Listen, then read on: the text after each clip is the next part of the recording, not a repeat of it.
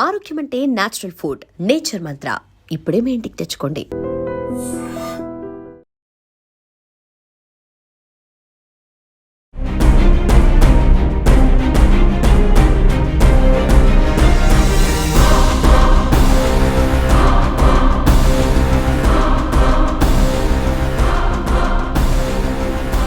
IBomma Ravi arrest తర్వాత ఆయన ఇప్పుడు ఒక సెన్సేషనల్ టాపిక్గా మారిపోయారు. రవి తండ్రి నేరుగా నా కొడుకు తప్పు చేశాడు కాబట్టి వాడిని శిక్ష నుంచి తప్పించేందుకు మనం ఎవరిమి, పోలీసుల నుంచి కానీ న్యాయస్థానం విధించే శిక్ష నుంచి ఎవరూ తప్పించలేం, ఆ భగవంతుణ్ణి నేను 2 చేతులు జోడించి వేడుకోవడం తప్ప అంటూ ఆయన సింగిల్ స్టేట్మెంట్ ఇచ్చేశారు. కానీ వైజాగ్ వకీల్ సాబ్ అడ్వకేట్ సలీం గారు మాత్రం రవి నేనున్నా నీకు, నిన్ను వారం రోజుల్లో తీసుకొస్తాను అని చెప్తా ఉన్నారు. ఎట్లా సాధ్యపడుతుంది ఇది? ఎందుకంటే రవి అరెస్ట్ తర్వాత రవి ఏం చేశాడు అని నేరుగా సజ్జనార్ గారే ఒక ప్రెస్ మీట్ పెట్టి సినీ పరిశ్రమకు సంబంధించినటువంటి టాప్ హీరోస్ కావచ్చు, నిర్మాతలు కావచ్చు, వారందరినీ కూడా వాళ్ళ ఆధ్వర్యంలో ఒక మీటింగ్ కూడా నిర్వహించడం జరిగింది. 21,000 సినిమాలను హెచ్డి పైరసీ చేసింది. ఇదంతా కూడా పైరసీ వ్యవస్థ కాదు, పైరసీ రాకెట్ నడిపాడు రవి. మనీ లాండరింగ్ కేసులు కావచ్చు, అలాగనే బెట్టింగ్ యాప్ ప్రమోషన్స్కి సంబంధించి ఇట్లా ఇన్ని ఈ యాక్టివిటీస్ అన్ని ఇల్లీగల్గా చేసి తను కోట్లు కూడబెట్టుకున్నాడు. ఇప్పటికే 3 కోట్లు ఇమీడియట్గా మనం ఫ్రీజ్ చేసాం. ఈ డీటెయిల్స్ అన్ని మీ అందరికీ తెలిసినవే. కానీ వైజాగ్ నుంచి వకీల్ సాబ్ అడ్వకేట్ సలీం గారు మాత్రం ఎందుకు అంత డేర్ స్టెప్ తీసుకున్నారు? ఒకవైపు ఫాదర్ కూడా ముందుకు రాలేదు, ఫ్యామిలీ మెంబర్స్ ఎవరు కూడా రవిని బయటకు తీసుకొచ్చే ప్రయత్నాలు చేసేందుకు ఎవరు ఇనిషియేట్ తీసుకోవట్లేదు. కానీ ఇది సాధ్యమే అంటున్నారు ఆయన. ఎలా అడిగి తెలుసుకుందాం. సార్ ఎలా సార్? ఇంతకుముందు కూడా మీరు చాలా సెన్సేషనల్ కేసెస్ ఎక్కువ ట్యాకప్ చేస్తూ ఉంటారు. సోషల్ మీడియాలో షేక్ చేసే కేసెస్ ఏవైతే ఉంటాయో అది కాదు, అవ్వదు అనేవి అవుతాయి అని కూల్గా చెప్తారు. ఎట్లా సార్? లేదు, ప్రొవిజన్ ఆఫ్ లా ఉంది కదా, అది ఫండమెంటల్ రైట్. ప్రతి ముద్దైకి ఒక లాయర్ కావాలి, తెలుసా, అది కాన్స్టిట్యూషనల్ గ్యారంటీ. సో ఈ కేసు అయితే చాలా సింపుల్ కేసు ఉంది. అసలు 1 వీక్లోనే అసలు బెయిల్ వచ్చేస్తుంది. సో ఈ పెద్ద కేసు కాదు, మనీ లాండరింగ్ కేసు కాదు. ఆయన మనీ లాండరింగ్ చేయలేదు. మరి బెట్టింగ్ యాప్ అంటున్నారు, బెట్టింగ్ యాప్ కూడా ఆయన పర్మిషన్ చేయలేదు. సరే, ఐబొమ్మ నుంచే ఐబొమ్మ అతనికి బ్లాంక్స్ ఉంది. అది ఏమంటారు, అది పబ్లిక్లో వచ్చిన టాక్ అది. సో దాని మీద ఇటువంటి కఠినమైన వేరే అదర్ సెక్షన్స్ ఏమి మెయింటైనబుల్ కాదు. అది సో జనరల్గా మీరు అన్నట్టు కొన్ని ఆరోపణలు ఎదుర్కొని పోలీస్ కస్టడీలో ఉన్న వాళ్ళకి కుటుంబ సభ్యులు ఆసరాగా నిలుస్తారు. నా కొడుకునో నా కూతురునో సంథింగ్ వాళ్ళని తీసుకురావాలి అని ఒక న్యాయ పోరాటానికి ముందుకొస్తారు. బట్ ఇప్పుడు రవి పరిస్థితి అది లేదు. కానీ మీరు స్వతహాగా వాలంటీర్గా ముందుకొచ్చి రవికి నేనున్నాను అనే ఒక సింగిల్ స్టేట్మెంట్ ఇవ్వగానే జనాలందరూ కూడా సార్ మీకు మేము సపోర్ట్గా ఉన్నాం, రవిని బయటకు తీసుకురండి, రవి పెద్ద తప్పు నేరం ఏం చేసేయలేదు, ఎందుకంటే పేదవాడికి సినిమాను దగ్గర చేయడమే ఆయన తప్పు అంటే కనుక దీన్ని ఎంకరేజ్ చేసిన వాళ్ళందరూ కూడా నేరస్తుల కిందే వస్తారు అని. సో మీరెందుకు సార్ ఇలాంటి స్టాండ్ తీసుకున్నారు? లేదు, ఇప్పుడు రవి కోసం ఎవరు కూడా ముందరికి రాలేదు. నేను వచ్చాను. నేను వచ్చిన తర్వాత నాకు సానుభూతి వచ్చేసింది. చాలా నిన్న నుంచే చూస్తున్నాను మీమ్స్, సార్ మీ గుండె ధైర్యంకి మేము గుడి కడతామంటున్నారు. సో అలా సార్ మీకు పాలాభిషేకం చేస్తాం. ఇంకా అయితే నేను చూస్తే అసలు నాకు ఏమంటారు, కళ్ళు నీళ్ళు వచ్చింది. సార్ నా దగ్గర 5,000 ఉన్నాయి నా అకౌంట్లో, మీ అకౌంట్ నెంబర్ ఇచ్చండి నేను పంపుతాను. తెలుసా? ఇంకా సార్ తెలంగాణ ఆంధ్రాలో 10 కోట్ల మంది ఉన్నారు సార్, మేము 1 రూపీ మీకు ఇచ్చేసి 10 కోట్లు ఇస్తామంటున్నారు. ఆయన మాకు దేవుడు, మా దేవుడు రవికి మీరు బయట తీయండి వకీల్ సాబ్, మీకు ఏమిటో పాద అభిమానులు చేస్తామని చెప్తాను. అంతే. ఎంత అసలు నేను కోడికత్తి కేసు వాదించాను, గుల్కరై కేసు వాదించాను, కానీ దాంట్లో అంతా నాకు ఎవ్వరు సోషల్ మీడియాలో అయింది అస్సలు లేదు. కానీ ఈ కేసులో మాత్రం చాలా సపోర్ట్ వచ్చేసింది.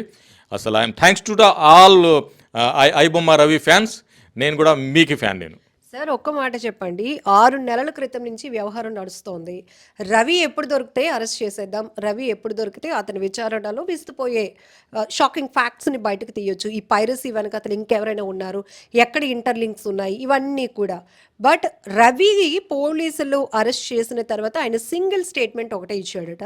ముందైతే పట్టుకోండి చూద్దామనే సవాలు, తర్వాత మాత్రం నేను సింగిల్, మీరు నన్ను పట్టుకోవడం వల్ల అరెస్ట్ చేయడం వల్ల నాకు పెద్దగా జరిగే నష్టం లేదు అని. అంటే ఇలా ఉన్నటువంటి రవి మైండ్ సెట్, ఇప్పుడు మీరు హైదరాబాద్ వెళ్తున్నారు, రవిని మీట్ అవబోతున్నారు. ప్లస్ ఇప్పుడు హైదరాబాద్ వెళ్తున్నాను, రేపు రవికి మీట్ అవుతాను, ఏం ముందు ఇది చేస్తాను. నేను కూడా వెళ్ళాలని అనుకున్నాను. 2-3 డేస్ వేరే కేసులో నేను ఇక్కడ బిజీ అయ్యే వల్ల వెళ్ళలేదు, కానీ ఇప్పుడు వెళ్తున్నాను. రేపు మధ్యాహ్నం వరకు నాకు ఇది వాట్ గ్రౌండ్ రియాలిటీ నాకు తెలుసు.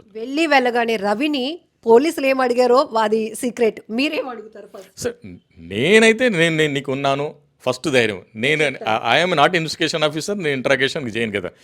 ఏదైనా నువ్వు చెప్తే వాట్ ఈస్ ద ట్రూత్ ఉంది నాకు చెప్తే మరి దానికి నేను ఎలా చేయాలి, అది ప్రివిలేజెస్ ఆఫ్ టాకింగ్ ఉంది. నేను మాట్లాడి నేను అతనికి బయట తీసే విధి విధానాలు నేను ఉంటాను.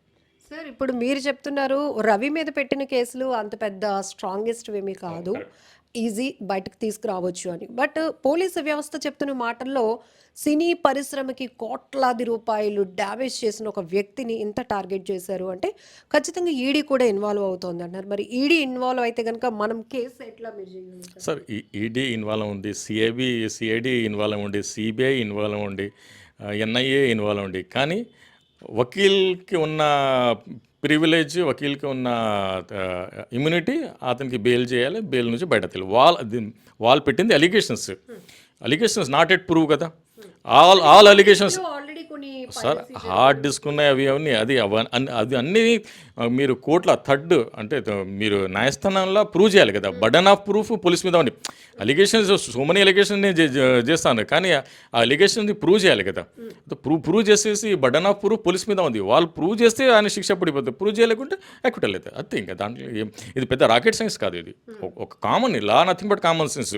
పోలీసు ఏది చెప్పారు, వాళ్ళు ఏ చెప్పింది మాటకు క్రెడిబిలిటీ ఉంది, అది వాళ్ళు ప్రూవ్ చేయాలి. ఈరోజు కూర్చొని మీరు ఏమంటారు మీడియాతో మాట్లాడుతున్నారు, అది freedom of speech. Me view మీరు పెట్టవచ్చు, నేను నా వ్యూ పెడుతున్నారు, అవును కదా. పబ్లిక్ వ్యూ పబ్లిక్ పెడుతున్నారు, అవును కదా. ఎవరికైనా చెప్పే రైట్ ఉంది సమాజంలో. కానీ అతని కోసం నేను వాలంటరీగా ఈ కేసు వాదించి బయట తీస్తానని నేను ధైర్యం ఇచ్చాను వాళ్ళ ఫ్యామిలీకి. రేపు రవి కూడా అదే ధైర్యం ఇస్తాను.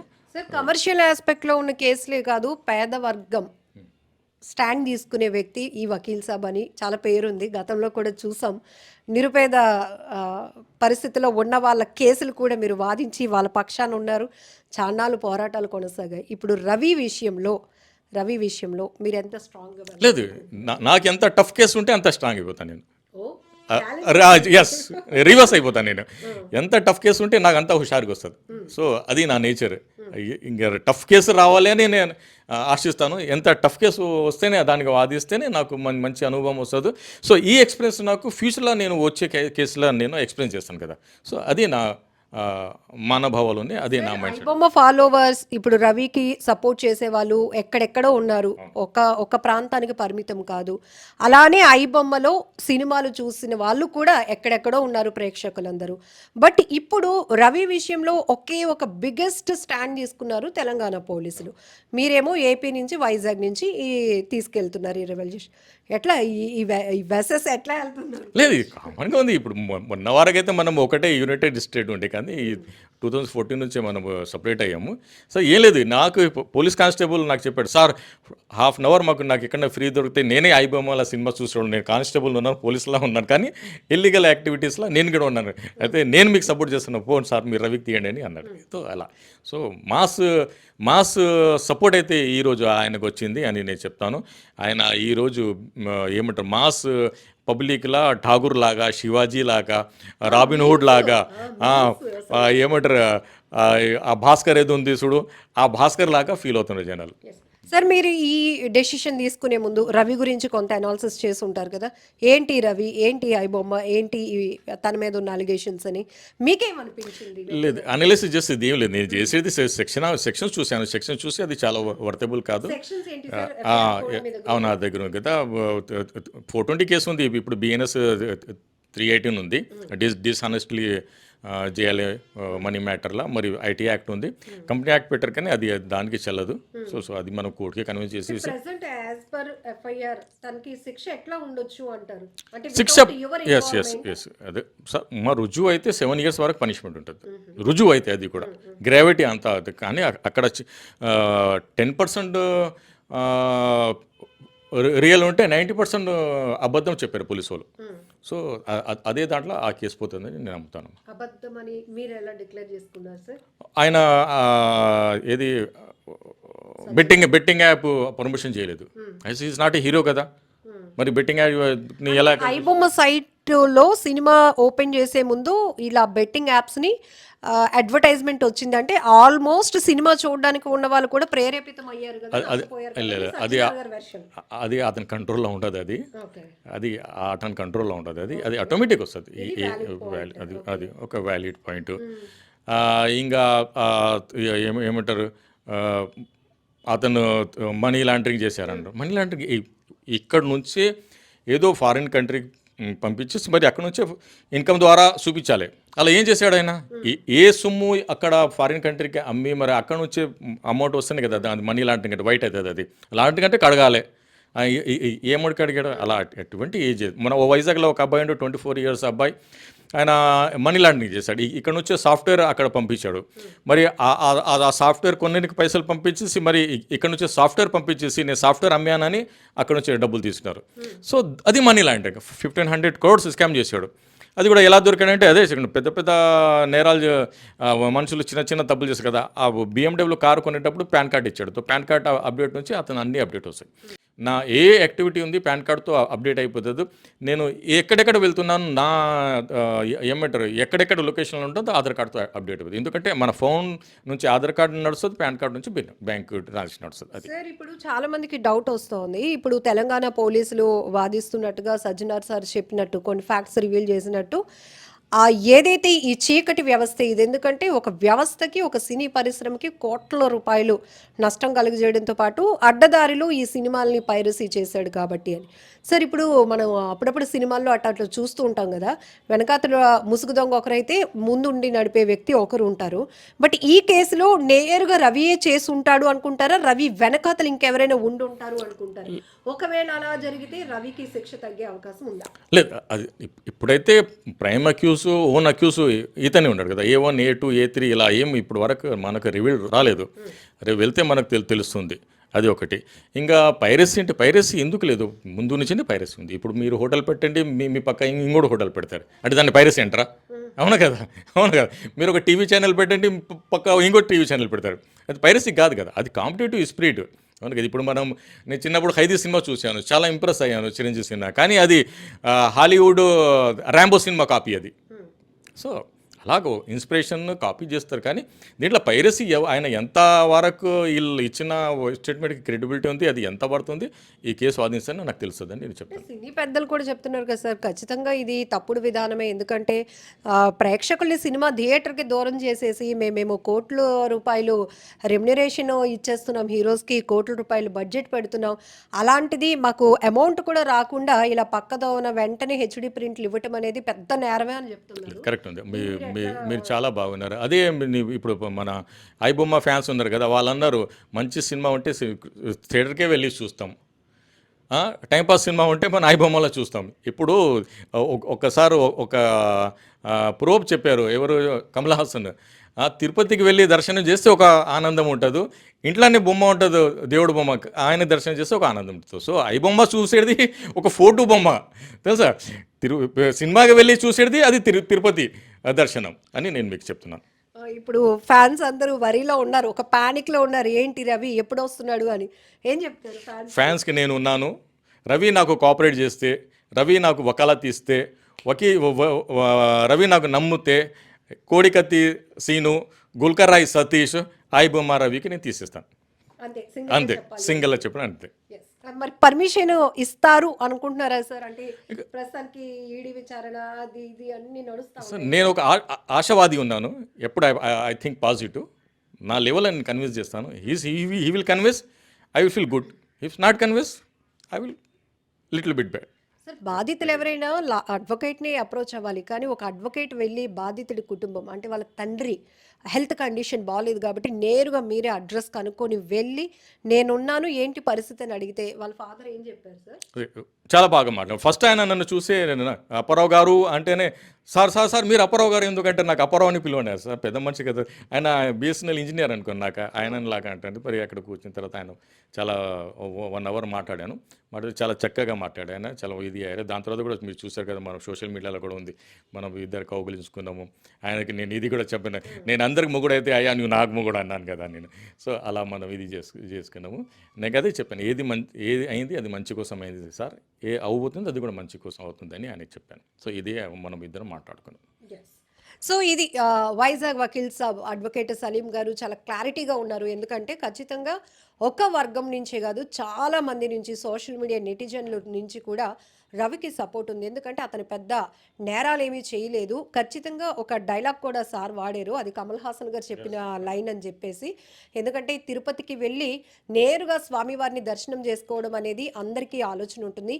అదే స్వామివారిని రోజు మనం చూసుకోవాలి అనే ఒక మహాభాగ్యంగా కూడా ఇంట్లో పెట్టుకుంటారు. అలానే పెద్ద పెద్ద సినిమాలు, చూడదగ్గ సినిమాలు వెళ్ళి థియేటర్కి వెళ్తారు. అలా ఉన్న సినిమాలు మాత్రం ఐబొమ్మలు చూసుకునే వాళ్ళు ఉన్నారు. సో ఆ కోణంలో ఎందుకు మనం ఆలోచన చేయకూడదు? ప్రతి సినిమాని వెళ్ళి థియేటర్కి డబ్బులు పెట్టి వెళ్ళి చూడలేరు కదా. ఇలాంటి ఇంట్రెస్టింగ్ కోణాలన్నీ కూడా నేను అబ్జర్వ్ చేసి నేను నా నోటీస్లో పెట్టుకున్నాను. సో ఇప్పుడు వైజాగ్ నుంచి హైదరాబాద్ ఆయన బయలుదేరుతున్నారు సార్.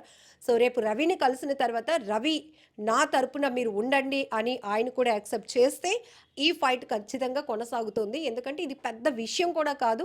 అతని మీద ఇప్పుడు ఎఫ్ఐఆర్లు ఏవైతే సెక్షన్స్ ఫైల్ చేస్తున్నారో పోలీసులు, అవి కూడా అంత ఇబ్బందికరమైనవి కాదు.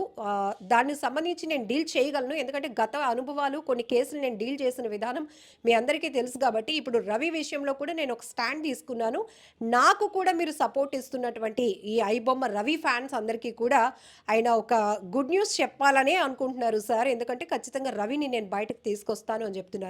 చూడాలి మరి ఏం జరుగుతుందో. ఎందుకంటే ప్రస్తుతానికి ఈ ఫైట్ ఎలా ఉందంటే పోలీస్ వర్సెస్ ఒక వర్గం పబ్లిక్ లాగా నడుస్తోంది. ఎందుకంటే ఒక వ్యక్తికి ఇంత ప్రజాదరణ ఉండడం అంటే ఖచ్చితంగా ఆ ప్రజలు అతని నుంచి లబ్ధి పొందారు కాబట్టే ఇంతలా సపోర్ట్ జరుగుతోంది. మరొక వైపు మనం అనేక రకాల మీమ్స్ అవన్నీ చూస్తే కూడా ఇంతకన్నా కరుడుగట్టిన నేరస్తులు ఉన్నారు, తప్పించుకు తిరుగుతున్న వాళ్ళు ఉన్నారు, ఆర్థిక నేరగాళ్ళు ఉన్నారు. వాళ్ళందరిలో లేని ట్విస్టులు కేవలం ఈ ఐబొమ్మ నిర్వాహకులైన రవి పైన ఎందుకు ఇంత ఫోకస్ అనే క్వశ్చన్ చేసే వాళ్ళు ఉన్నారు. మరొక వైపు తెలంగాణ పోలీసులు కూడా వాళ్ళ వెర్షన్ మొదటి నుంచి చెప్తూనే ఉన్నారు. ఒకవైపు పట్టుకొని చూద్దామని మాకు సవాల్ విసిరితే ఇలాగే ఉంటుంది అని కొన్ని మీమ్స్ కూడా నడుస్తున్నాయి. ఇంకొక వైపు ఈడీ కూడా ఇన్వాల్వ్ కాబోతోంది. ఇప్పటికే చాలా కేసెస్ ఇంకా ఉన్నాయి. ఇతన్ని కస్టడీకి తీసుకొని లోతైన దర్యాప్తు చేస్తే కనుక ఈ వెనకాతలో ఉన్నటువంటి టీం ఎవరున్నారు, ఇంకా ఈ విదేశాల్లో లింక్స్ ఏంటి, ఇవన్నీ కూడా వెలుగులోనికి తీసుకొస్తామని తెలంగాణ పోలీసులు చెప్తున్నారు. సో ఈ టోటల్ ఎపిసోడ్లో ప్రస్తుతం ఉన్న అప్డేట్ ఎప్పటికప్పుడు మేము మీకు అందిస్తూ ఉన్నాం. సో వైజాగ్ నుంచి వకీల్ సాబ్ ఎవరైతే సలీం సార్ ఉన్నారో ఆయన తీసుకునే ఈ ఇనిషియేట్ని మీరేమంటారో కూడా కామెంట్ బాక్స్లో మెన్షన్ చేయండి.